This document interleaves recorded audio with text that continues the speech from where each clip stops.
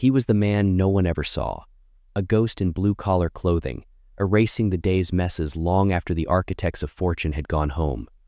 He was just a janitor.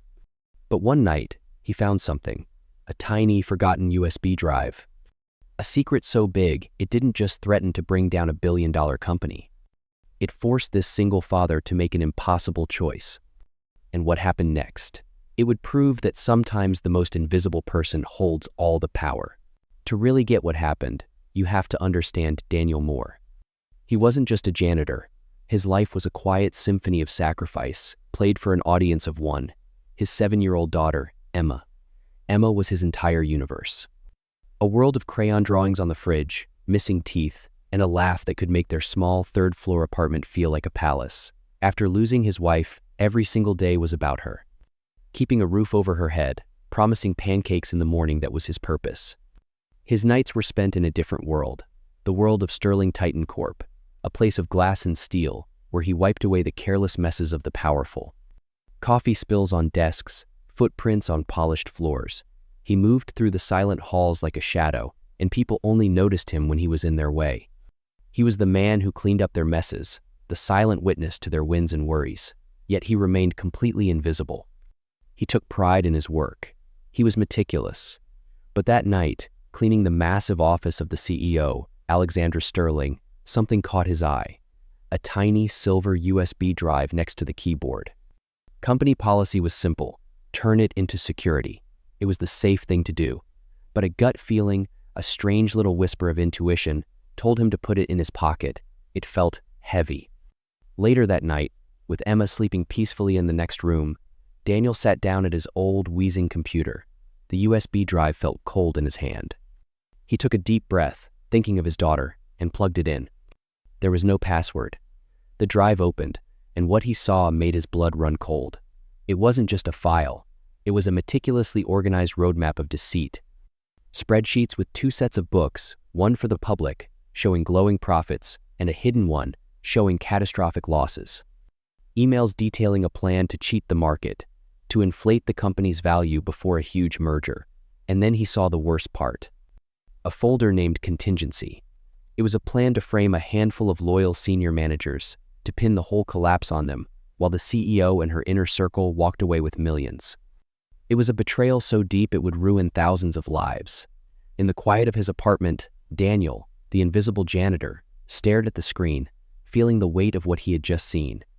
The very next night, the feeling inside Sterling Titan Tower was different. The air, usually so calm, was buzzing with a nervous energy. Daniel felt it right away. The security guards, who usually just nodded, watched him. Executives were huddled in conference rooms, talking in hushed, serious tones. He kept his head down, pushing his cart, but his heart was pounding. He knew, with a certainty that chilled him to the bone, they were looking for the little silver drive currently hidden in a coffee can in his kitchen. As he was cleaning, the CEO herself, Alexandra Sterling, swept past. Sterling was a woman who moved like she owned the world, her arrogance a force field around her. She didn't even glance at Daniel, but he felt her cold fury. She was a predator, and she was hunting. The fear was a constant metallic taste in Daniel's mouth. This wasn't about a job anymore. The men and women who made those files, they didn't leave loose ends. Every shadow seemed to hold a threat. When he looked at Emma, his heart ached. This job, this invisible life, was what paid for her food, her medicine, her world. Exposing Sterling would be declaring a war he could never win. They would crush him. They would ruin his life and make sure he could never provide for his daughter again. The choice was agonizing. He could throw the drive in the river, pretend he saw nothing, and they would be safe. Or he could fight for the thousands of people who were about to lose everything. A few days later, the pressure became a direct threat. He found his locker in the basement slightly ajar. Nothing was gone, but everything had been touched. A clear, cold message: "We are watching you." The final push came that Friday. An email announced an emergency all-hands meeting. Daniel stood in the back of the auditorium, a ghost among the living, as Alexandra Sterling took the stage. With a triumphant smile, Sterling announced the historic merger. The very deal the fraud was meant to secure. Daniel's blood ran cold. Sterling was about to cash in on her mountain of lies. The final board meeting to approve the deal was next Wednesday. The clock was ticking. That night, desperate, Daniel took a huge risk. He remembered a board member, an older woman named Eleanor Vance, who had actually smiled at him once. It was a small thing, but in his world it felt monumental. He thought she might listen. He waited for her near the parking garage with a simple, typed note in his pocket, but before he could even take a step, 2 huge security guards grabbed him. They dragged him back up to the 50th floor, to the lion's den. Alexandra Sterling was waiting. "I don't know who you think you are," she said, her voice dangerously quiet, "but you have wandered into a game you cannot possibly comprehend." She circled Daniel like a shark. "You clean my floors. That is your function. You do not get to have proof." Daniel stood his ground, his voice shaking. "Those are people's lives." Sterling laughed, a short, ugly sound. "They're numbers on a page.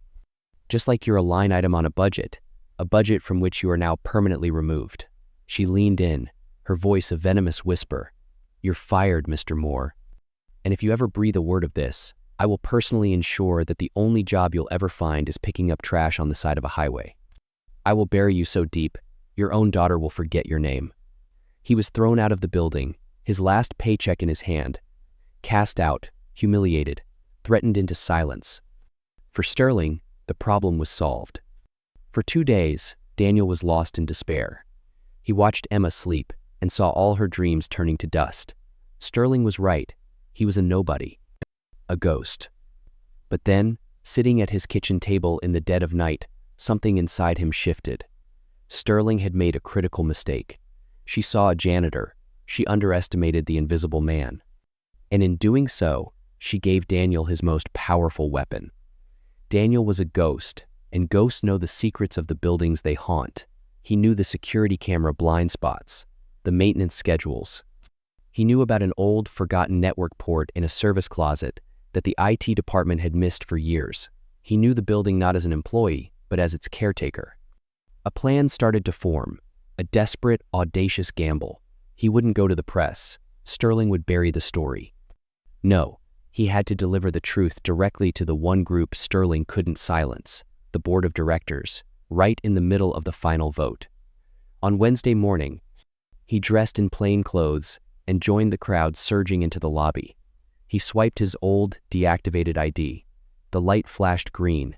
He was in.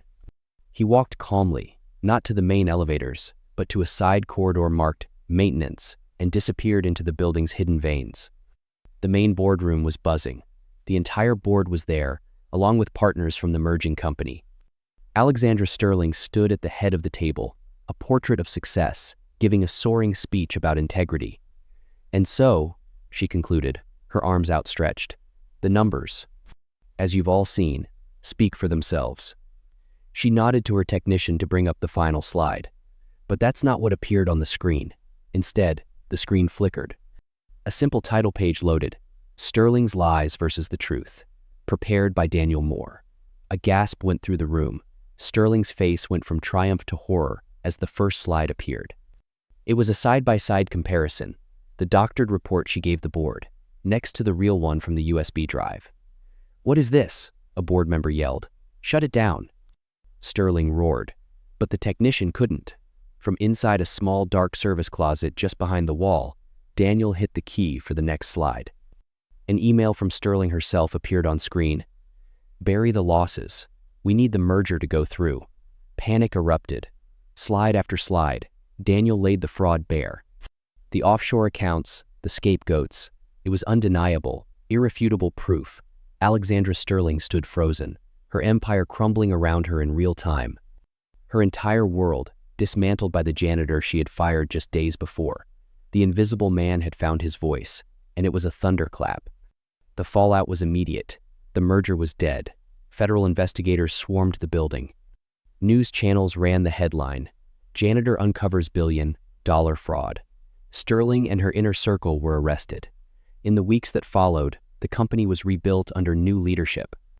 The board, desperate to save its reputation, sought out the man who had saved them. They found Daniel at a park, pushing Emma on the swings. They offered him a position as a consultant for the new ethics department. The salary was more than he had ever dreamed of. The company's whistleblower fund also gave him a reward, enough to finally buy a small house with a yard. One evening, sitting on their new front porch, Emma looked up at him. "Daddy, are you a hero?" she asked. Daniel looked out at their quiet street, a world away from the imposing tower he once cleaned. He was no longer a ghost.